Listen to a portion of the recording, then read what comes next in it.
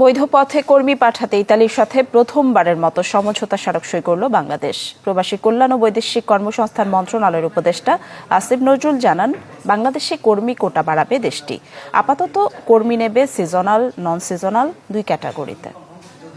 Electra refrigerator, খাবার তাজা তো জীবন তাজা। ইলেকট্রা, ফ্রিজের রাজা। প্রতি বছর এভাবেই ভূমধ্যসাগর পাড়ি দিতে গিয়ে প্রাণ হারান বহু বাংলাদেশি। আর যারা ভাগ্যগুণে ইতালি পৌঁছান, বছরের পর বছর তাদের পার করতে হয় মানবেতর জীবন।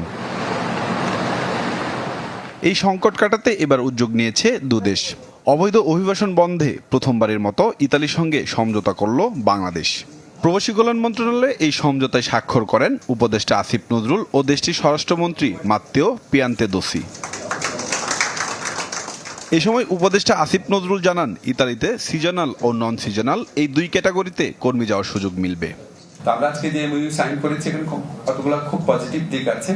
একটা হচ্ছে ওনারা আমাদের seasonal worker, non seasonal worker, দুই ধরনের ওয়ার্কারকেই নেবেন। আমাদের জন্য যে কোটা আছে সেই কোটা বৃদ্ধি করার চেষ্টা করবেন। দেশটির ভিসা জটিলতা প্রসঙ্গে বলেন, প্রক্রিয়ার গতি বাড়াতে সরকারের পক্ষ থেকে আহ্বান জানানো হয়েছে। বর্তমানে যে কোটা আছে সেখান থেকে বাড়ানো হবে এবং ওনারা ওই এমওইউর মধ্যে আছে যে আমাদের কোটার বাইরেও আরও দেওয়া যায় নাকি সেটাও তারা দেখবে। কোন কোন খাত সেটা এখানে স্পেসিফাই করা নাই। ইতালির স্বরাষ্ট্রমন্ত্রী জানান, এই সমঝোতার মাধ্যমে দুদেশের বন্ধুত্ব আরও বৃদ্ধি পাবে। এর ফলে অবৈধ অভিবাসন কমবে।